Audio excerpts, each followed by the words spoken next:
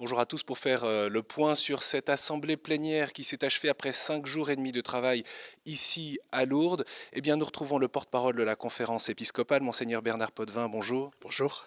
Alors, il y a 4 dossiers peut-être plus importants d'ailleurs que le président, Monseigneur Pontier, a abordé dans son discours de clôture.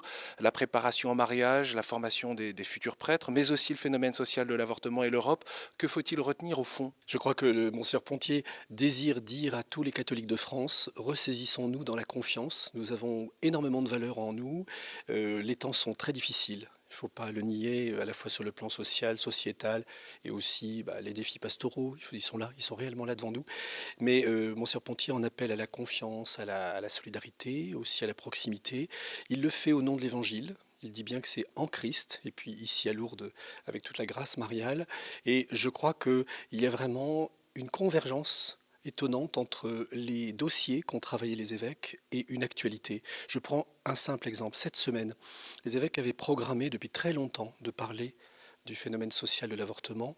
Vous avez remarqué comment l'actualité politique est venue, je dirais, hélas, confirmer cette actualité très grave de l'avortement. Et je dirais il y a un prophétisme dans ces assemblées plénières. On parle d'un sujet, il n'est pas théorique, il n'est pas dans les nuages, c'est vraiment un sujet qui est ancré dans une réalité douloureuse. Avorter n'est jamais banal, avorter c'est extrêmement douloureux. Pour la conviction catholique, il y a évidemment toujours ce que nous savons de la position éthique catholique envers l'avortement. Et Monseigneur Pontier insiste par exemple dans son discours de clôture sur l'accompagnement de la personne, de ne jamais laisser la personne en détresse et de jamais se résigner, de ne pas faire de l'avortement la solution. Sur l'avortement, mais aussi sur la fin de vie ou la laïcité, il y a une confrontation directe avec le gouvernement actuel.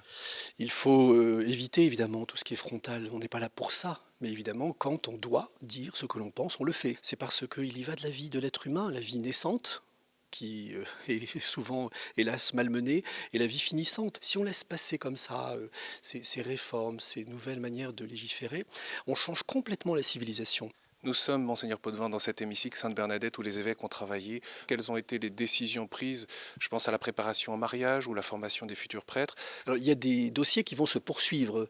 On aura encore des groupes de travail qui sont simplement en cours de réflexion, comme par exemple la préparation au mariage.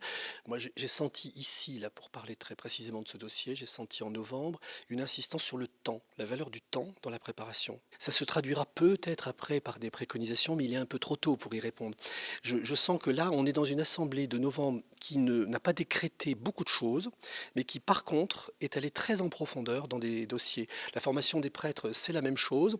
Il n'y a pas de décision à ce jour qui est prise, mais il y a une énorme réflexion qui est engagée sur le nombre de séminaires, sur la formation des formateurs. J'ai senti que c'était une préoccupation très grande chez nos évêques. Comment on va former les équipes d'animation de séminaires, parce qu'il faut préparer très longtemps à l'avance des formateurs et des décisions qui vont aussi toucher, vous le devinez bien, la pastorale des vocations. Des veilleurs à la pastorale des jeunes dont il a été question ce dimanche matin, les évêques ont parlé de cette nouvelle génération de chrétiens. Oui, les veilleurs, on en trouve effectivement beaucoup parmi les jeunes. Et ça, c'est un signe des temps, c'est une espérance, le fait que les jeunes ne veuillent pas que aujourd'hui et demain soit vécu n'importe comment. Ils le disent dans leur langage avec une espérance, en même temps une blessure profonde, et on ne doit pas décevoir cette attente. Et donc la pastorale des jeunes qui a ces temps forts, qui sont vraiment considérables, comme les JMJ, comme les pèlerinages en Terre Sainte, qui sont des ressourcements, la pastorale des jeunes essaye d'être réponse à la fois par des moments intenses, auprès du Saint-Père ou dans d'autres lieux, mais aussi par un accompagnement plus personnel dont tous les jeunes ont besoin. Merci beaucoup, Monseigneur Bernard Potvin. Bien sûr, vous pouvez retrouver le discours de clôture du président Monseigneur Pontier sur le site de KTO.